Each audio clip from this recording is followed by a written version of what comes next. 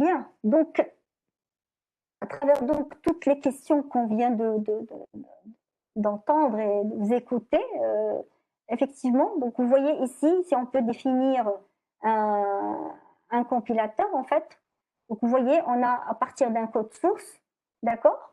Donc, de manière, grosso modo, de, euh, sans trop détailler, on dirait à partir d'un code source. Donc, on obtient le compilateur, donc son rôle principal, c'est de passer donc d'un code source, de traduire en un code cible.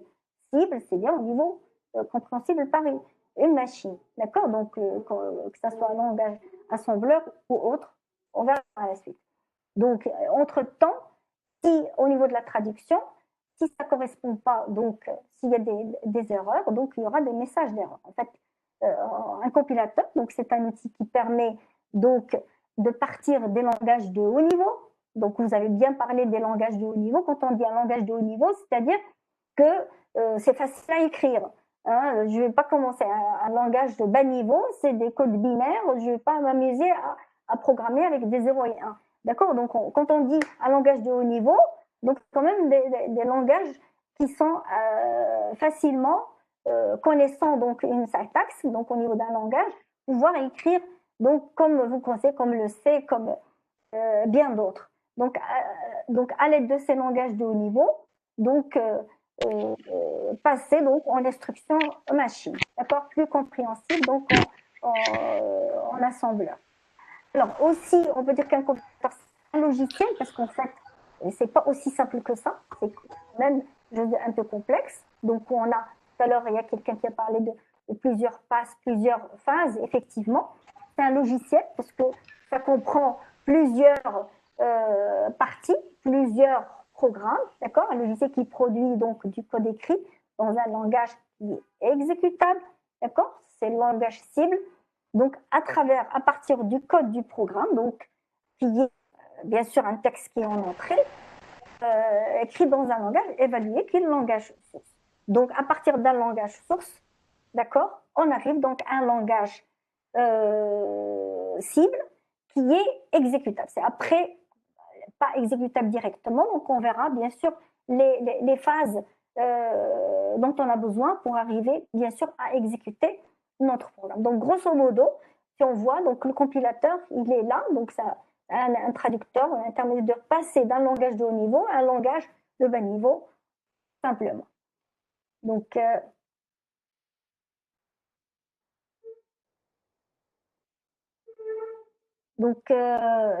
pour Madame Chalini, donc s'il y a à intervenir, n'hésite pas. Donc, moi, j'avance. Oui, bien entendu, oui, bien sûr. Oui. Donc, la motivation, en fait, et l'intérêt de ce cours, quand vous voyez la plupart des cursus, la plupart des formations en informatique, on ne peut pas, je veux dire, présenter un enseignement sans qu'il y ait donc ce cours de compilation. Parce que franchement, c'est un cours qui est, je veux dire, fondamental. Hein, c'est comme, comme la programmation, comme l'architecture des ordinateurs, que les systèmes d'exploitation, les structures de données, tout ça, si vous voulez, ce sont des fondamentaux, si vous voulez, de cursus de formation supérieure en informatique. Donc la compilation en fait partie aussi, parmi les fondamentaux. On ne peut pas estimer donc avoir une formation en informatique sans avoir donc ce cours-là, parce que déjà, il est complexe, il comprend beaucoup de choses qu'on verra par la suite dans les slides qui suivent, qui sont vraiment très utilisées dans le domaine de l'informatique. Donc, en fait, les techniques de la compilation, effectivement, elles sont bien maîtrisées. Je vous ai dit, donc, au niveau de l'analyseur lexical, l'analyseur syntaxique, on utilise des automates, on utilise donc les grammaires avec les arts syntaxiques et tout ça. Les techniques, si vous voulez, sont très bien maîtrisées. Et justement, ces techniques-là ne sont pas utilisées qu'au niveau de la compilation. On les réutilise parce que c'est des techniques en fait qui sont plus ou moins génériques. Donc on peut les utiliser comme la reconnaissance des mots. La reconnaissance des mots, on s'en sert pour l'analyseur lexical, mais on peut très bien l'utiliser dans d'autres domaines de l'informatique. Donc on verra effectivement que ce soit en intelligence artificielle ou autre, dans la prédiction, etc. On utilise beaucoup cette histoire de reconnaissance de mots. Donc, ces techniques-là ne sont pas forcément liées juste à la compilation. Ils peuvent être réutilisés donc, dans d'autres domaines. Et c'est pour ça qu'on dit donc, dans la troisième partie que ça touche plusieurs domaines de l'informatique. C'est-à-dire qu'il y a des parties, par exemple l'analyseur lexical, on peut l'utiliser tel quel dans des applications donc pour faire de la reconnaissance ou de la détection, etc. etc. Donc, qu'au niveau de la compilation. C'est pour ça que c'est très important donc d'avoir ce cours-là, parce que franchement, il est assez complet, assez aussi complexe par tous les concepts dont il fait appel. Donc, je continue au niveau de la motivation à l'intérêt du cours. Bien sûr, il fait intervenir donc au niveau, quand je dis théorie, bien sûr, on utilise des concepts, donc c'est théorique. Mais au niveau de notre cours, tellement c'est simplifié, on utilise vraiment la partie technique. Donc, on utilise bien sûr les états d'état fini, on utilise des grammaires, et là aussi, bon, c'est un concept qui est théorique, mais en fait, nous, on l'utilise d'une manière simpliste et technique qui passe très bien donc avec la compilation. Au niveau aussi, vous utilisez, il y a des algorithmes, il faut écrire un algorithme, chaque partie des analyseurs, on peut écrire bien sûr des algorithmes qui utilisent aussi des structures de données, tout ça vous les avez vus. Donc des tables de hachage aussi, donc on verra, je pense que vous l'avez vu, donc peut-être pas au niveau de structures de données, mais dans un autre cours, les graphes aussi, les arbres, etc., toutes ces structures-là, tout ça c'est utilisé, et vous voyez que c'est quand même assez complexe, tout ce qu'ils utilisent comme concept et comme technique. Au niveau aussi du système, c'est-à-dire, vous allez voir, donc, si je les cite tous, vous voyez, il y a beaucoup de domaines où on utilise justement, tout est utilisé donc, au niveau de la complication, au niveau de la compilation. Donc les allocations et les nommages, donc ça pour quand on passe à la génération de code et tout ça. Au niveau de l'architecture aussi, vous avez une hiérarchie au niveau des mémoires, au niveau de l'adressage et tout ça. Donc, on passe au code machine. Je n'ai pas envie de rentrer trop dans les détails dans ces lives, juste pour vous montrer la motivation et l'intérêt du cours, comme il est complexe, c'est-à-dire il regroupe énormément de choses. Donc, le fait d'avoir ce cours, ben, ça remémorise un petit peu tous ces concepts et toutes ces techniques. En sécurité, bien sûr, détection et protection contre les vulnérabilités, effectivement. On peut utiliser la partie analyse lexicale, c'est très utilisé dans les IDS, les systèmes de détection d'intrusion. Il suffit de comparer, donc ils reconnaissent un petit peu la nature de l'attaque, là aussi. C'est vraiment utilisé, donc cette histoire de reconnaissance qui est utilisée au niveau de l'analyse lexicale. Au niveau du génie logiciel aussi, donc le développement, la réutilisabilité, vous avez des parties, parce que j'ai dit tout à l'heure qu'un compilateur c'est un logiciel, donc vous avez donc plusieurs modules, plusieurs parties, donc des parties vous pouvez réutiliser, donc les programmer et les réutiliser donc à chaque fois. Alors, en intelligence artificielle, donc bien sûr, j'ai dit que tout ce qui est prédiction, donc reconnaissance, on retombe aussi sur cette partie de reconnaissance. De reconnaissance, c'est de l'analyse lexicale derrière, ou reconnaissance aussi bien de forme que d'image, que quand on dit reconnaissance, il y a une comparaison, il y a une détection. Donc là aussi, on peut utiliser ce genre de concept. En optimisation, donc là aussi, je donne la parole d'Elina si tu veux expliquer donc cette partie-là aussi. Oui, alors dans les aspects optimisation, en fait, on a par exemple quand on écrit un programme, quelque part dans une ligne de code, on va écrire x est égal à a plus b, x, a et b ce sont des variables. Et puis un peu plus loin, on va écrire 10 lignes plus bas, on va écrire y est égal à a plus b plus c plus d. Et en fait, l'idée de l'optimisation, c'est de vérifier si en fait A et B n'ont pas changé depuis le point d'avant. Ben, l'idée, c'est que ce n'est pas la peine de recalculer A plus B, mais juste de dire Y est égal à X plus machin, machin. Et donc, ces parties-là rentre un peu dans tout ce qui est, tout à l'heure, professeur Diori le disait, c'est l'évolution. Aujourd'hui, les compilateurs ont beaucoup évolué. Ils ont beaucoup évolué avec le contexte actuel, avec les big data, avec les HPC ou les high performance computing, donc en fait les calculateurs à grande puissance, je crois que c'est comme ça, ou à haute puissance, je ne sais pas comment on le traduit en français, et qui fait qu'on doit optimiser de telle manière à ce qu'on gagne beaucoup de temps parce qu'on a énormément de traitements à faire en entrée. Alors, les variables liveness, c'est un peu inclus dans ce que j'ai expliqué tout à l'heure par rapport au calcul des expressions.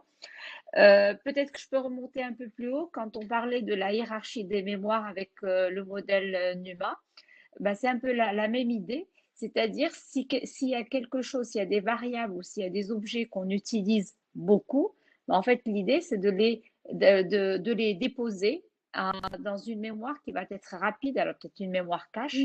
Alors, on sait que par rapport aux mémoires cache, on a aussi plusieurs niveaux. Et donc, c'est un peu ça l'idée. Alors, pour le parallélisme, ça, c'est quelque chose qui est très, très intéressant et qui en fait est né avec l'évolution de l'informatique. C'est qu'aujourd'hui, justement, on a sur nos machines, on a des machines multicore, donc plusieurs processeurs dans la même machine. On écrit du code et on aimerait bien pouvoir profiter, dans certains cas, surtout quand on est, je répète, quand on est dans un contexte de big data ou de HPC, on souhaite profiter de ces processeurs.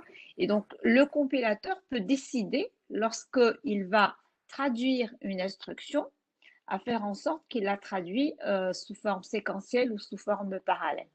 Et tout ça, c'est des choses que l'on abordera. Alors, on a invité tout à l'heure, on en parlait. On a un invité qui va donc parler, puisque ça fait partie de son travail de doctorat, qui va nous parler, qui va surtout en fait vous accompagner pour toucher, donc pour faire un peu de pratique là-dessus. Et je pense que c'est très intéressant que vous voyez un peu, vu l'évolution de l'informatique, qu'on touche même un peu à ça dans ce cours, même si c'est un cours fondamental. Voilà, donc je pense que j'ai Merci, fait oui, le tour. c'est clair, oui, Merci, oui. merci à toi. Justement, je voulais que tu parlais aussi du modèle NUMA, très bien, donc tu en as parlé, super. Eh bien, vous voyez que vous avez de la chance d'avoir deux enseignants. Hein,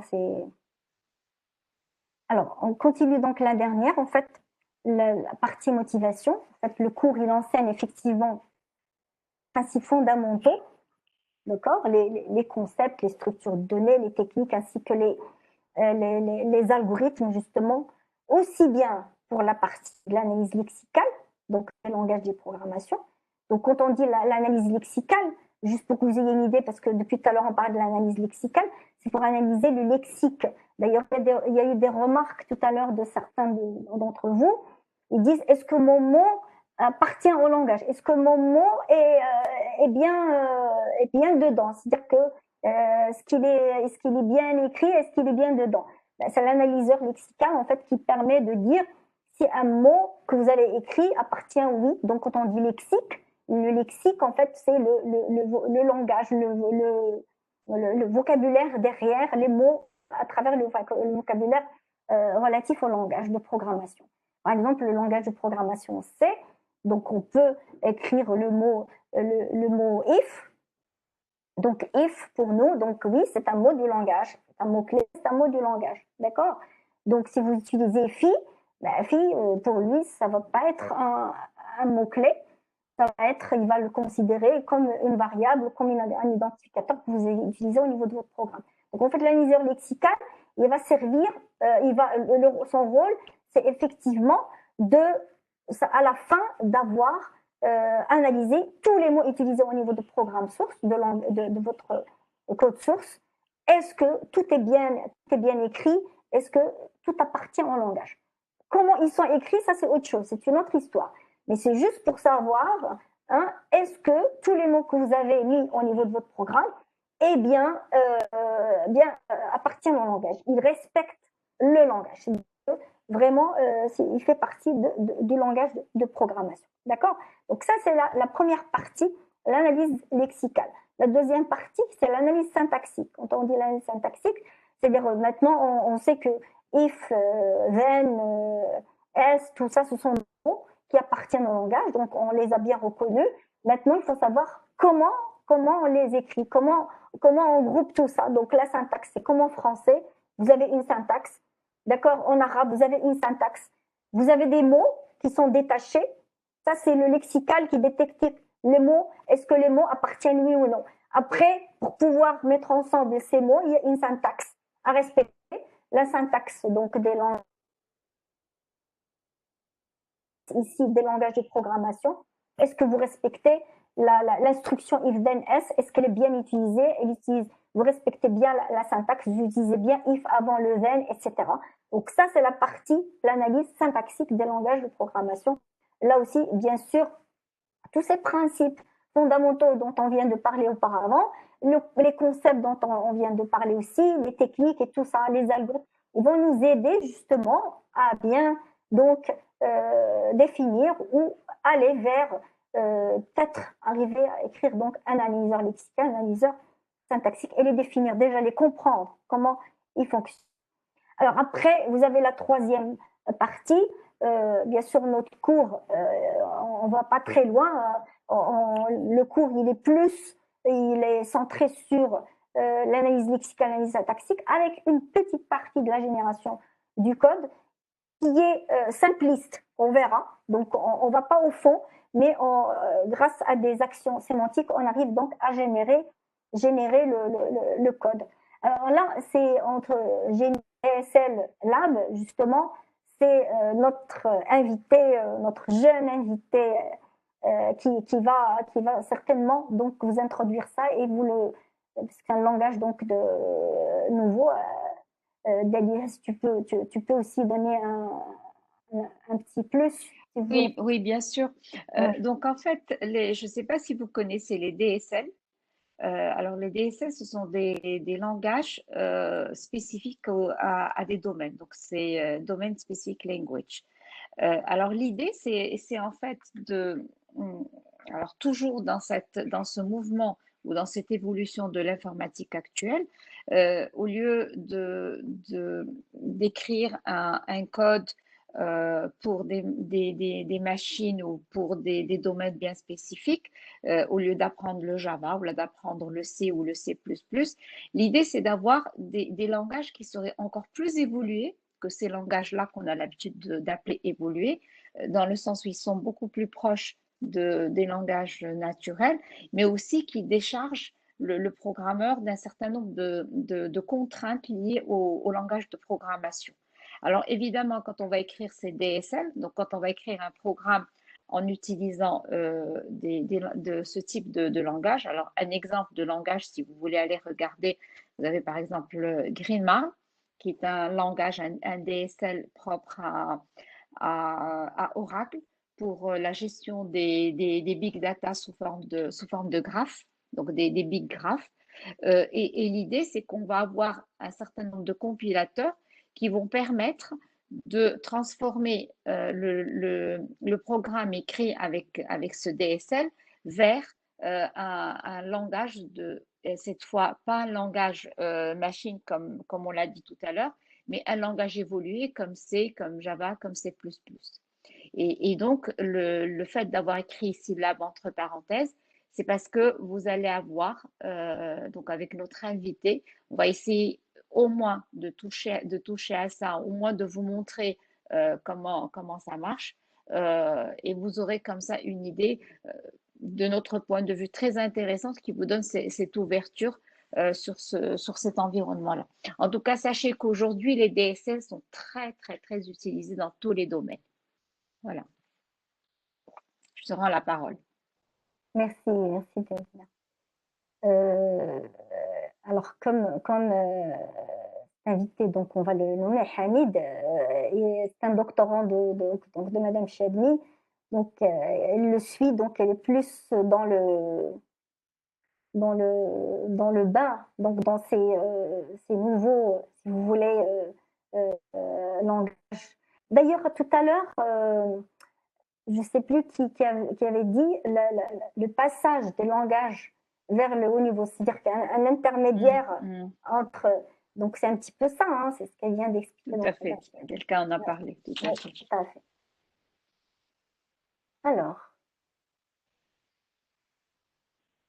Alors, ici, on va juste voir un petit peu le programme en. Ça s'affiche pas, voilà. Vous avez un programme source en entrée, par exemple C, d'accord, ou autre. Donc notre compilateur, normalement, donc, il va sortir donc des messages d'erreur en cas où on n'a pas respecté les lexicales ou on n'a pas respecté la syntaxe. Et donc, il nous donne donc un programme. En fait, ici, on compare en fait entre les deux, le programme en entrée, celui-là, avec le programme en sortie. Donc, en entrée, normalement, qu'est-ce qu'on a? On a donc des langages de haut niveau. Donc, pour le moment, restons dans le langage de haut niveau. Après, on passera au DSL, on passera plus haut. Mais pour le moment, supposons qu'on a un langage tel que Java, C, C++. Donc, en fait, qu'est-ce qu'on a? En entrée, on a des variables, d'accord, des structures, des tableaux, etc. Donc, on a des instructions, des expressions arithmétiques, que ce soit logique, des expressions d'affectation, des instructions de contrôle, des boucles, des procédures, donc des packages, etc. Donc des fonctions. Donc ça, c'est en entrée. Donc normalement, donc si on voit en fait en sortie, outil de fonction, donc là, ici. Donc une fois qu'il a tout ça, on a vu qu'est-ce qu'on a en fait au niveau de l'entrée. Donc là, ici, on a rajouté le DSL pour vous dire que on peut aller plus haut au niveau du programme source. D'accord. Alors, en fait, étant donné tout ce background que je viens de dire, le compilateur, en fait, qu'est-ce qu'il doit faire? Il doit lire, hein, donc toutes ces instructions, ces variables, ces fonctions, ces structures de contrôle, tout ça. Et donc, il doit lire, comprendre. Donc, quand on dit comprendre, il y a quelque chose derrière. Hein. Donc, il doit lire, comprendre le programme source, et par la suite, il doit préciser. Donc là aussi, donc vous voyez, il y a tout un ensemble d'étapes, de phases, donc au niveau donc, de ce logiciel qui est le compilateur, pour déterminer avec précision quelles sont les actions exigées, quelles sont les actions à faire pour pouvoir exécuter le programme par la suite. D'accord? Donc il faut, et aussi une fois qu'il a déterminé les actions, il faut qu'il détermine aussi comment il va les réaliser. Donc il va faire intervenir bien sûr une fois traduit sous forme, donc au niveau, il va utiliser les adresses, les mémoires, les registres, donc tout ça. Donc comment il va réaliser tout ça? Comment on va réaliser toutes ces actions exigées et par la suite ordonner leur exécution? Rien que l'instruction A plus B, imprimer A plus B, il va falloir comprendre ce que c'est qu'imprimer, ce que c'est que A et B, ce que c'est ainsi de suite. Donc pour pouvoir ordonner finalement l'impression de cette instruction. Alors, le programme en sortie, en fait, c'est quoi? Le programme en sortie, c'est juste pour comparer ce qu'on avait tout à l'heure en entrée et puis là, ce qu'on a en sortie. On a bien sûr des données, on n'a plus des variables, on a maintenant des données sous forme de registre, sous forme de mémoire, avec un espace bien sûr d'adressage dans l'ordre. On a aussi du code machine sous forme d'instructions, load, store, donc que ce soit en assembleur ou autre. Donc l'arithmétique aussi sur les registres, parce que maintenant on n'a plus de variables, parce que tout est stocké au niveau donc des registres. Les instructions de branchement, comment on va brancher les boucles quand on dit tout ça. Donc c'est une autre manière donc de programmer, c'est une autre manière donc d'exécuter par la suite les choses. Alors, donc quand on dit de la compilation à l'exécution, le code de langage machine donc produit à la fin n'est pas exécutable. C'est très bien. Quand on arrive à un point obj, c'est-à-dire un point assembleur, c'est-à-dire un langage assembleur, il n'est pas exécuté directement. Là, il a fait juste, le compilateur, ce qu'il a fait, il a fait une traduction, d'accord, avec toutes ces instructions, ces variables. Donc, il a tout ordonné sous forme donc, de registres, etc., dont on vient de parler. Alors maintenant, une fois que j'ai ce programme en assembleur, d'accord, le résultat donc de cette partie-là, de cette phase, elle n'est pas exécutable directement. D'ailleurs, tout à l'heure, il y a quelqu'un qui a parlé de bibliothèque. Est-ce que quand j'écris une fonction, est-ce qu'elle appartient ou pas? Donc cette phase-là, qu'on appelle tout ce qui est édition des liens, chargement, résolution des bibliothèques, et tout ça. Donc ça va, dans tout ça, il va falloir lier un petit peu les différentes, les différentes parties, les différentes parties du programme. S'il y a plusieurs, un programme, comme a dit tout à l'heure Mme Chadi, il y a le mais, vous avez d'autres, hein, d'autres bouts, que ce soit sous forme de fonction ou de programme ou de procédure. Donc vous avez tout ça, il va falloir lier, que ce soit l'ordonnancement, que ce soit comment ça va être chargé, comment je vais lier, quelles sont les bibliothèques qui sont utilisées, comment je vais telle fonction avec telle bibliothèque, avec vos histoires que vous mettez les include au niveau de votre programme au début.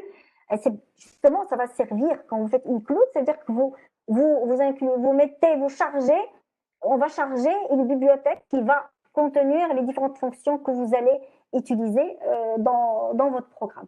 Donc, vous voyez qu'une fois qu'on a le programme traduit, l'assembleur, c'est-à-dire le programme objet, il n'est pas directement exécutable. Vous, quand vous appuyez sur le petit bouton, vous ne voyez pas toutes ces étapes-là, parce que vous appuyez sur le bouton compile exec en même temps, donc vous avez toutes les étapes en un seul clic. Super. Mais vous êtes ingénieur, donc il va falloir savoir tout ce qui se passe derrière ce petit bouton. C'est donc il y a une compilation avec une phase, bien sûr, d'édition de liens, de chargement, de bibliothèques et tout ça, pour pouvoir tirer et avoir un exécutable. Et c'est cet exécutable, normalement, hein, quand on vend des applications, on vend en fait les exécutables. C'est cette finalité-là qui est commercialisable, et comme ça, pour les compilateurs, bien sûr, on garde les programmes sources et on commercialise bien sûr l'exécutable. Alors, bien sûr, de la compilation à l'exécution toujours, donc vous avez besoin bien sûr les variables, les instructions de branchement, du code produit, et tout ça doivent être identifiés à travers leurs adresses. Une fois qu'on est au niveau de l'exécution, de l'autre partie, donc on n'est plus en langage de l'autre partie, donc les phases de la compilation. Donc on a besoin d'identifier toutes ces variables-là, toutes les instructions de branchement, tout ça sont identifiées par les adresses, hein, parce que là, on travaille directement au niveau de la mémoire. Hein, donc là, on a besoin justement d'identifier leurs adresses au moment de l'exécution. D'accord? Donc, bon, là, je ne sais pas si on va aller rentrer dans le détail, en tout cas juste pour vous dire que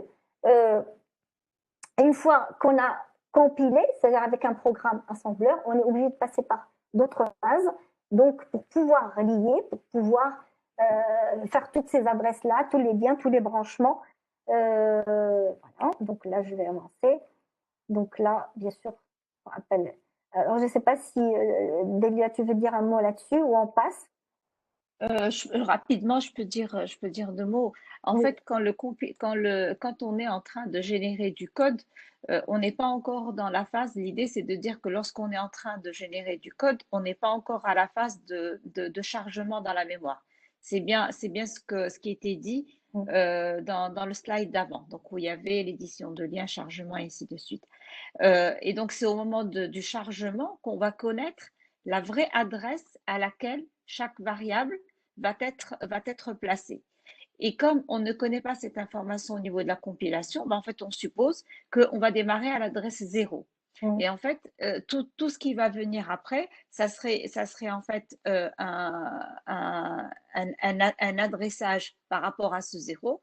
Et au moment du chargement, si le programme est chargé par exemple à l'adresse 1000, en fait, c'est très simple après, puisqu'on va arriver dans le code qui a été généré par le compilateur, et à toutes les adresses, ben, en fait, on fera l'adresse qui a été notée plus 1000. Et du coup, on va se retrouver exactement dans l'emplacement réel des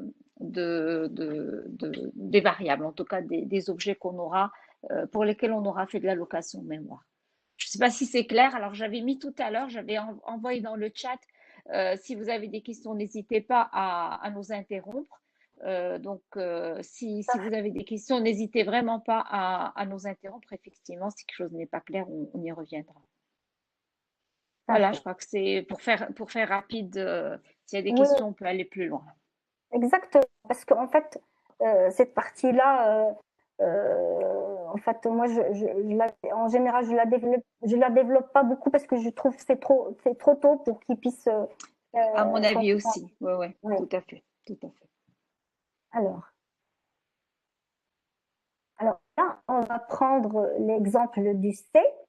Donc, euh, on va voir toutes les étapes. Bien sûr, il y a plus simple, mais là, on va voir toutes les étapes pour voir un petit peu comment on passe du code source jusqu'à code machine, donc qui est prêt donc à s'exécuter. Donc là, j'ai mis le code source. On a mis donc code source avec macro parce que parfois on va pas directement en programme source, on peut passer par un préprocesseur. D'accord. Donc cette partie-là, bon, c'est vrai, en général, vous passez directement à votre programme source qui est le programme C. D'accord. Donc là, on a le compilateur. Donc, donc comme a dit un élève tout à l'heure, je ne sais plus, donc c'est C ou GCC. On peut utiliser donc ces commandes-là pour pouvoir l'exécuter, exécuter la compilation. Donc, sortie, donc on a un programme assembleur cible, et c'est ce qu'on a dit, qu'une fois qu'on a ce programme assembleur, il n'est pas du tout exécutable. Donc il faut passer par d'autres étapes, qui est tout simplement ce qu'on appelle donc le chargement et l'édition de liens.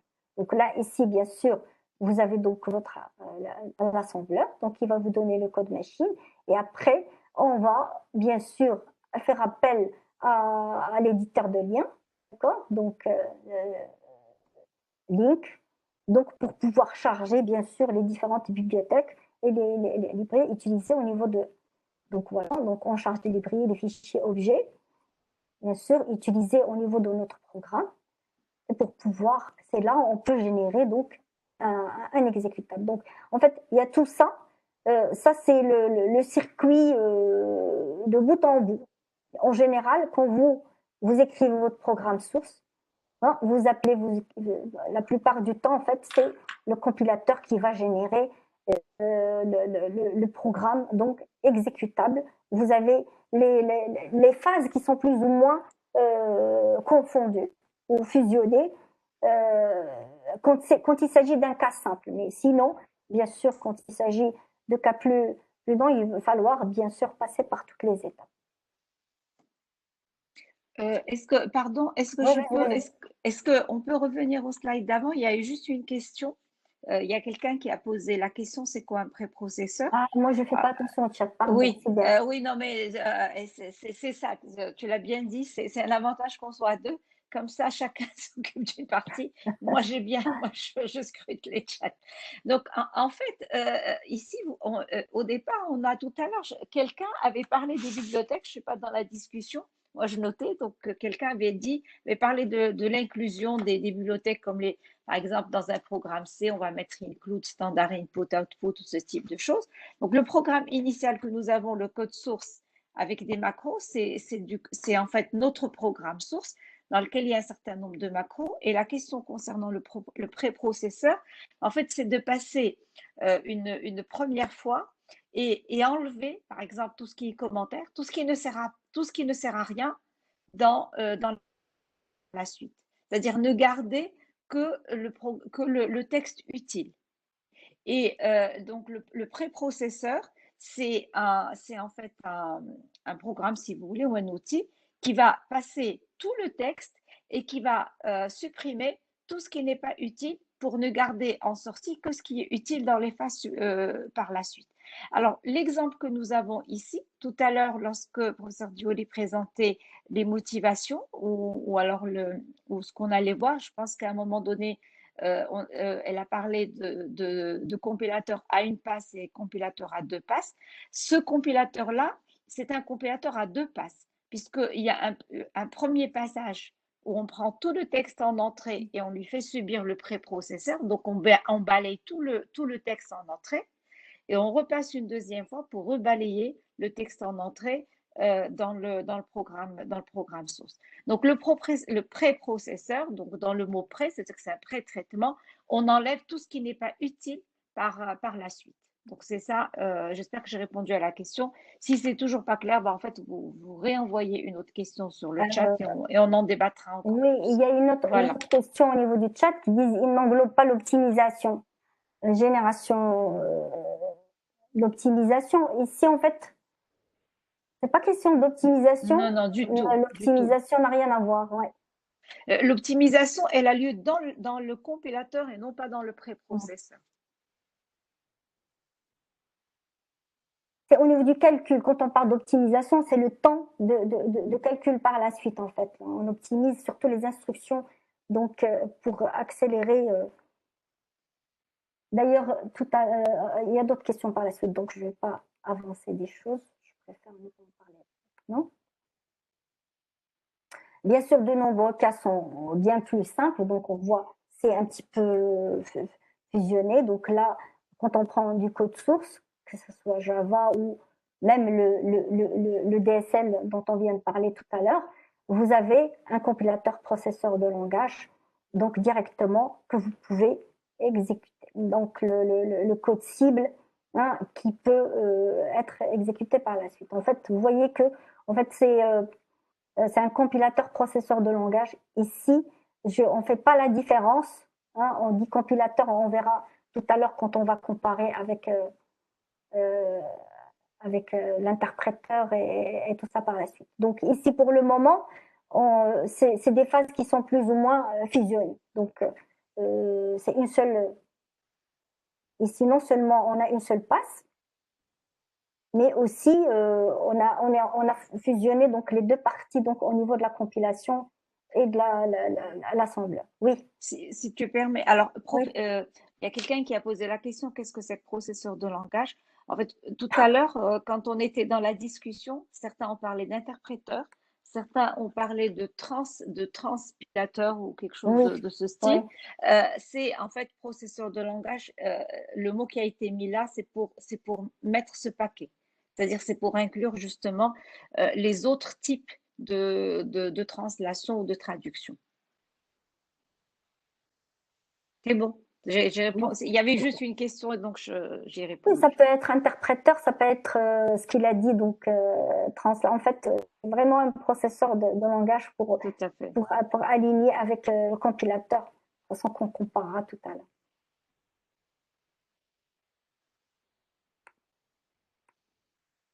Voilà, donc là, on arrive à alors, il est 15h30. On a dit qu'on arrêtait à 15h30. Je ne sais pas, est-ce qu'on passe cette partie? Qu'est-ce que tu en penses? Alors là, je viens de voir une question passer. La différence entre les JIT et les OT, s'il vous plaît, on veut bien répondre aux questions, mais ne nous posez pas des questions auxquelles on va répondre dans 2 semaines. Donc, on verra, on répondra à la question du just in time et ahead of time qui a été posée tout à l'heure, mais pas aujourd'hui. Est-ce qu'on a introduit ça? On n'a pas encore introduit. Non, on n'a pas encore parlé. Mais c'est pas comme ça. C'est-à-dire que. Oui, non, en fait, voilà, justement, mais c'est franchement super. Bravo. Je suis très contente qu'il y ait toute cette dynamique. Surtout que nous, on appréhendait. Alors moi, puisque l'année dernière, j'étais absente toute l'année, j'avoue que c'est ma première séance de cours en ligne et j'appréhendais un petit peu, mais tabarakallah, Elikoum, vous rendez les choses simples puisque vous avez cette réactivité. Exactement. Je l'ai déjà remarqué l'année dernière. Jusqu'à la fin de l'année. On tient à ce que vous restiez comme ça jusqu'au bout. Et tout le monde. Il ne faut pas que ce soit toujours les mêmes. Oui, bien entendu. Alors, vous envoyez une question. Pourquoi vous envoyez en privé? Je sais pas, ça vous Ah, regarde. ils sont pas en privé? En J'ai pas privé. vu que c'était en Oui, privé. Ah, ils ont d'accord. à moi et à toi, je pense. Donc, Ah, j'ai même pas fait attention. D'accord. alors pourquoi pas? Tout le monde doit en profiter. Je sais Oui, pas. oui, oui, tout Donc, à fait. Non, il non, faut envoyé envoyer à à tout tout le le monde. monde. Envoyer à Tout tout le à monde, fait. comme ça tout le monde en profite. Donc, les autres, ils voient pas la question. Donc, mais bon, ok. Donc, je sais pas si on arrête ou on dit voir. On a encore un quart. Ah, on avait dit 1 heure et demie. Alors, on se Allez, prend encore 5 minutes peut-être sur ce slide. alors, Tu veux je te donne la tu veux que parole. je... Vas-y, D'accord, ok. vas-y. Ok. Donc là, en fait, on a beaucoup parlé. Je pense que c'est pour ça que je voulais qu'on prenne 5 minutes. C'est parce qu'on a beaucoup parlé d'interpréteurs tout à l'heure. Et ce slide, justement, fait un peu le point entre les deux. Alors, la réelle différence entre le compilateur et l'interpréteur, c'est que le compilateur, il fait un pré-traitement, donc il le fait à l'avance, alors que l'interpréteur, en fait, au moment où il va traduire, il va exécuter. Et du coup, le compilateur, il va compiler le programme, donc il va prendre le programme dans son intégralité et il va générer du code dans l'intégralité qui va être exécuté par la suite, alors que l'interpréteur, il va prendre instruction par instruction, il va la traduire pour produire le résultat. Et donc, lui ne génère pas de code. Alors, vu qu'il fonctionne comme ça, l'entrée d'un compilateur, c'est juste le programme source, alors que l'entrée d'un interpréteur, c'est le programme source plus les entrées ou oui, les données en entrée sur lesquelles il va exécuter. Exemple, si on veut si on a créé un programme qui calcule ou qui résout l'équation du second degré, pour le compiler, on n'a pas besoin de connaître la valeur de A, la valeur de B, la valeur de C. Par contre, pour pouvoir faire pour le faire passer par l'interpréteur, on a besoin du code, mais en plus, on a besoin de la valeur de A, la valeur de B et la valeur de C. Et en sortie, on n'aura pas un code compilé, mais on aura la valeur de X1 et la valeur de X2. Et du coup, lorsqu'on a un compilateur, une fois que la compilation est effectuée et que le programme cible est généré, on peut faire autant d'exécutions qu'on veut sans revenir à la compilation, ce qui n'est pas le cas de l'interpréteur. L'interpréteur, à chaque fois qu'on voudra exécuter, il faudra recommencer depuis le début, c'est-à-dire il faudra rebalayer le programme source pour pouvoir faire l'analyse et la génération des résultats. Et donc, du coup, tout à l'heure, je ne sais pas qui c'est qui a parlé de rapidité, de temps d'exécution.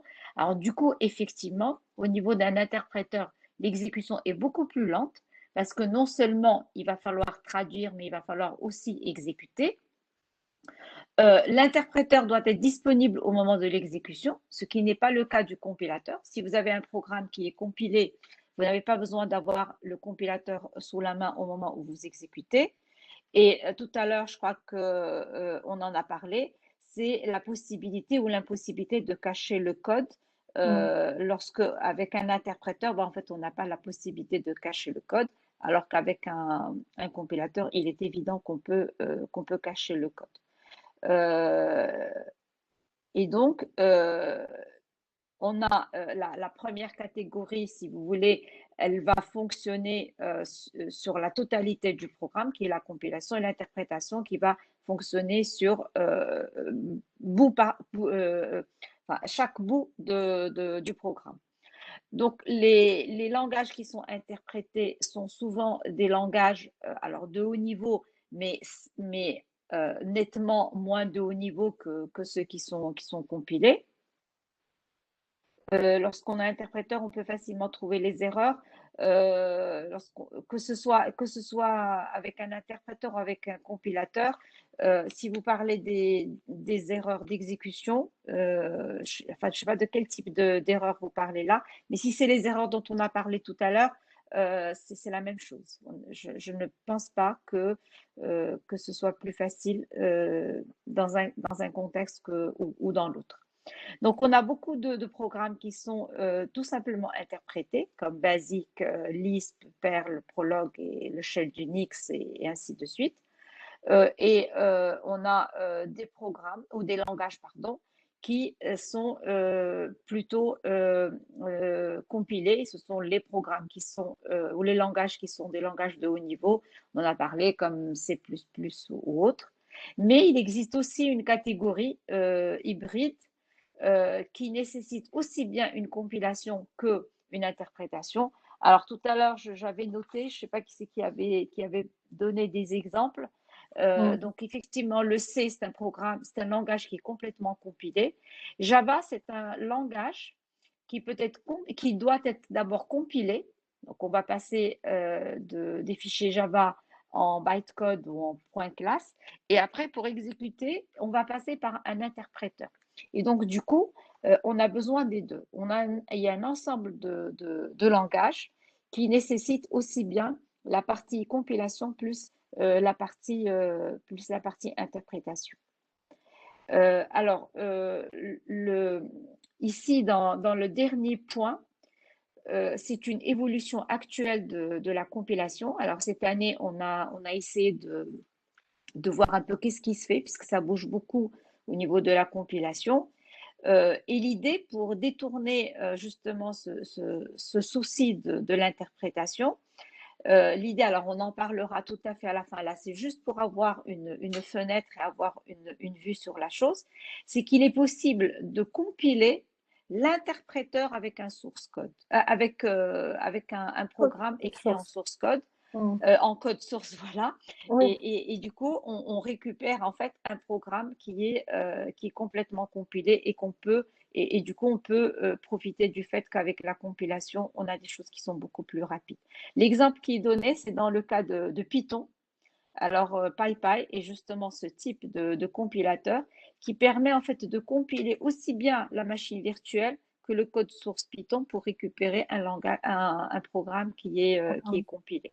Alors ok. ça, en fait, vous attendez les dernières semaines du cours, je pense la dernière ou l'avant-dernière semaine du cours. Et aujourd'hui, sincèrement, on ne peut pas en dire plus, mais sur ce troisième point, on détaillera un peu plus cette notion-là. D'ailleurs, Mais l'idée ici, c'est de dire qu'il y a des cas où on va utiliser que des interpréteurs, il y a des cas où on va utiliser que des compilateurs, mais il y a aussi des cas où on va utiliser les deux. Oui, je pense que tu voulais dire quelque chose. je voulais dire que tu as dit à la fin, effectivement, ça va être en présentiel. Donc, cette partie-là, sous forme peut-être cours ou TP. En tout cas, ça va être dans la partie en présentiel pour les deuxièmes années. Mm. Voilà. Donc, pour terminer, donc là, c'est juste. Donc, tu peux poursuivre puisque tu as commencé cette partie compilation. Oui, alors en fait, là, c'est toujours exactement dans le même ordre d'idée. C'est de montrer que parfois, on peut avoir des compilations qui vont nous ramener vers du code exécutable. Mais parfois, on peut avoir des compilateurs ou des interpréteurs qui vont nous faire passer juste d'un langage source vers un langage cible sans que ce soit forcément un langage machine. Et donc, je suppose que vous connaissez le LaTeX. Alors, le LaTeX, c'est un environnement, c'est tout simplement un éditeur de texte très utilisé par les scientifiques pour les publications d'articles scientifiques. En fait, il est très utile pour pouvoir faire la saisie des équations mathématiques et ce type de choses. Et pour pouvoir publier ces textes-là, ben, généralement, on les publie sous le format PostScript et on a justement des outils, des translateurs qui permettent de faire passer, si vous voulez, du texte en LaTeX vers le PostScript. Alors, le SQL, vous connaissez très bien, c'est le langage de base de données. Et alors, c'est quoi une requête SQL? C'est un ensemble d'opérations. Et donc, pour l'exécution d'une requête, ben, en fait, on a un plan d'exécution et un translator possible. C'est en fait l'optimisation de ces requêtes-là. Et en sortie, ben, en fait, en entrée, on a un plan d'exécution X. Et en sortie, ben, on récupère un plan d'exécution X' qui est plus optimisé et donc qui permet d'aller plus vite dans l'exécution. La troisième ligne, ben, je crois que vous la connaissez très bien. Vous prenez du langage Java, vous le compilez, ben, vous récupérez du Java bytecode, donc les fameux points classes.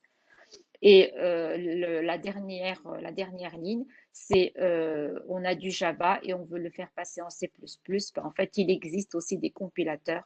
L'exemple qu'on donne ici, il est très vieux, hein, c'est un cross compiler, il s'appelait cross compiler. On n'a pas mis à jour, mais si ça se trouve, il y a aussi aujourd'hui d'autres outils qui permettent de faire cette chose-là. Alors, si vous voulez, pour synthétiser tout ce qui a été dit, on va arrêter dans quelques minutes, nous avons essayé de montrer quel est l'objectif d'un compilateur. On a essayé de positionner l'idée du compilateur et de l'interpréteur. Nous avons essayé de montrer ce qui est fondamental dans le domaine de la compilation, mais aussi tout ce qui est récent, tout ce qui est nouveau, tout ce qui est dans l'air du temps. On a essayé aussi de faire une projection vers le futur. Et on a essayé aussi de vous montrer que les techniques de la compilation, alors professeur Dioré a beaucoup insisté sur ça tout à l'heure, les techniques de la compilation ne sont pas utilisées uniquement pour faire passer un programme écrit en un langage, un langage évolué vers un langage machine ou un langage assembleur. Ces techniques-là peuvent être utilisées dans d'autres contextes, comme l'exemple de l'optimisation des requêtes SQL ou pour passer tout simplement d'un latex vers un PostScript qui n'a absolument rien à voir avec l'exécution des programmes.